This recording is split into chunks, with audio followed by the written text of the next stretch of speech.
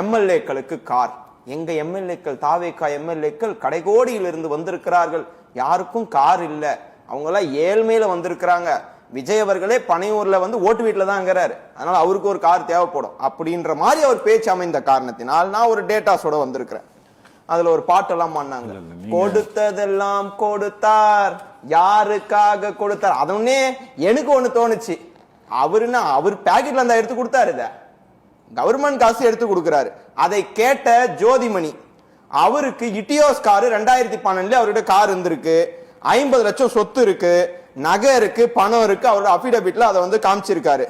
அதுக்கப்புறம் மொடக்குறிச்சி சண்முகம் வந்து எனக்கு இனோவா கார் கிடைக்குமான்னு கேட்டாரு பாருங்க.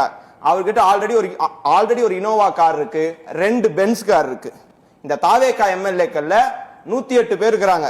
ஒரு கார் வச்சுருக்கிறவங்க 31 பேரு, 2 கார் வச்சுருக்கிறவங்க 41 பேரு, 5 கார் வச்சுருக்கிறவங்க 5 பேரு. இதுல வந்து இன்னொரு டேட்டாவையும் சொல்றேன். கவுண்டம்பாளையம் கனிமொழி, அதான் சொன்னாங்களே மன்மத வணக்கம், அவங்க கிட்ட 7 கார் இருக்கு. வெள்ளூர் வினோத் கண்ணன் கிட்ட 6 கார் இருக்கு. ஸ்ரீவைகுண்டம் அவர்கிட்ட வந்து 4 கார் இருக்கு.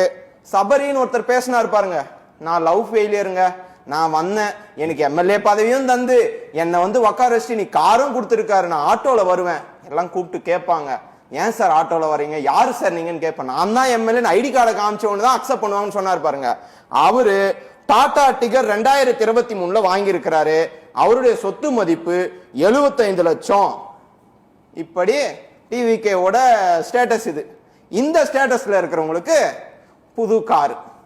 விஜய் அவர்கள் அவர் சொகுசுகாரே 10 கார் வச்சுக்கிறார். ஆதவர்னா சொகுசுகார் வச்சுக்கிறார். இப்படி தன் பக்கம் இருக்கிற சட்டமன்ற உறுப்பினர்கள் அமைச்சர்களும் சொகுசா இருக்கிறப்போ எதுக்கு இப்போ இது தேவையா? கார் என்பது சார், அதாவது தேவை இருக்கிறவங்களுக்கு நீங்க செய்யுங்க, வேணான்னு சொல்ல செய்யுங்க, அவங்களுக்கு தாங்க. இவ்வளவு சொகுசா இருக்கிற சட்டமன்ற உறுப்பினர்களை தாவேகால வைத்து விட்டு விஜய் சொன்ன வார்த்தை தான் எனக்கு ஞாபகம். உண்மையா அவர் முதல்வர் சொன்ன வார்த்தையை நான் மதிக்கிறேன். ஊரா வீட்டு நெய்யில ஸ்வீட்டு செய்யாதீங்க.